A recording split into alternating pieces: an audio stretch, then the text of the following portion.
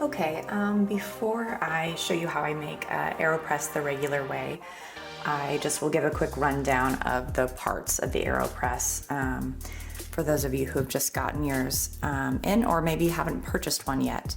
This is the AeroPress chamber. That's where you're going to put the coffee and the water in, and then this is what's called the plunger, which you're going to press the coffee down with that. And then this is the filter cap. And so you'll come with, your AeroPress kit is going to come with these paper filters. And so you're going to actually put one of these in the filter cap, which then screws onto the bottom of the AeroPress like that. And then you'll also get a storing stick. And some of them also come with this funnel. If you have it, great. You can use it. If you don't worry about it. You can just take the scooper, which also comes with your kit, and just dump the coffee in directly. All right, so let's get started. The first thing that I usually do is I boil my water. And so I like to have water usually around 200 degrees. But you can do it anywhere with the AeroPress, anywhere from like 180 to 205. So the AeroPress, some people like to have theirs a little bit lower so that it's less acidic and it gives them more of a mellow flavor. But I tend to kind of like that 195 to 200. That's sort of my sweet spot. So that's what I do. And then I use a burr grinder. It's the Espresso model. And for a regular cup of coffee, I do it on the 4th medium setting. So this is setting right before you jump into the coarse setting. And it kind of gives you something sort of the consistency of salt crystals, I guess you could say. I don't think you can tell necessarily from the video, but anywhere really in that medium grind range is good for a regular cup of coffee. You can also go down as low as the first fine setting on if you have a Espresso burr grinder like mine, but anywhere in between fine to medium coarse, I feel like works well. Later when I show you how to do an espresso or faux espresso coffee with the AeroPress, I'll use a fine grind for that. But for now, I'm just gonna go with a medium grind.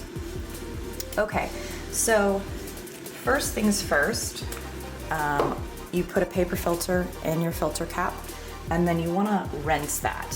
So as I showed you, it screws on the bottom here. Oh, there we go. And then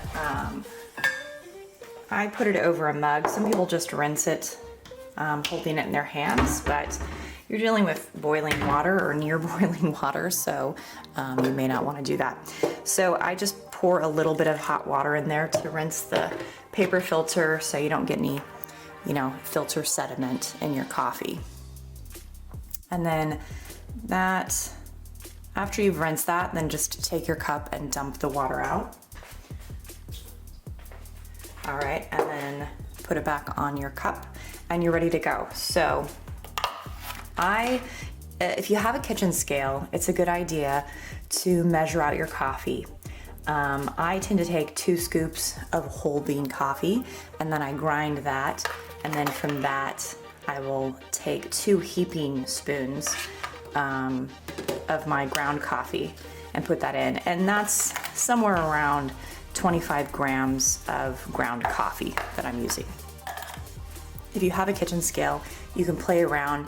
Anywhere from 17 grams to 30 grams tends to be what people go for. I kind of like around that 25 gram, but that's the fun thing about AeroPress is that you can customize. So, all right, so after you've added your coffee, give it a little shake just to even out the grounds in the bottom. And then I like to add a little bit of hot water just below that 2 line so that I get the grounds covered. And then I let that sit for 30 seconds. And that allows the coffee grinds to bloom, and it just gives you better flavor extraction when you go to press the coffee.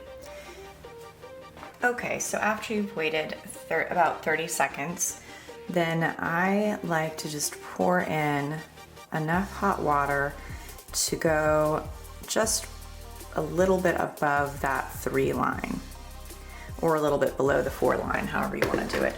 Some people go all the way to the 4. You can totally do that. Again, you're going to adjust this to your personal preference.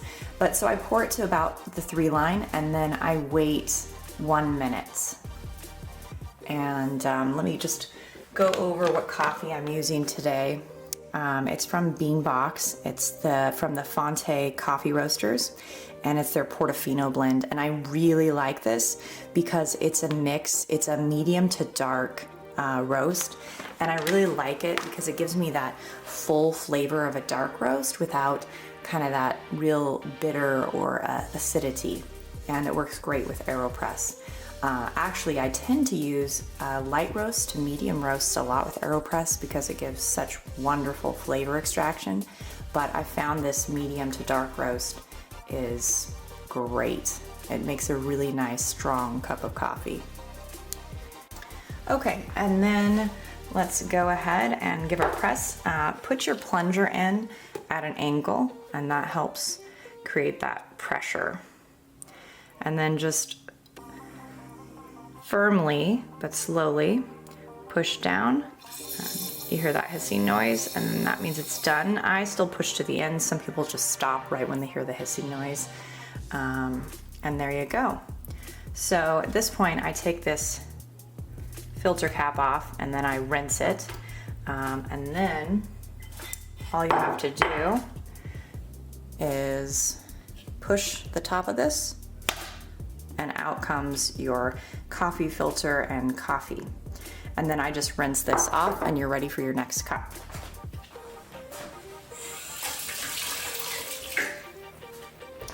All right, so there you go.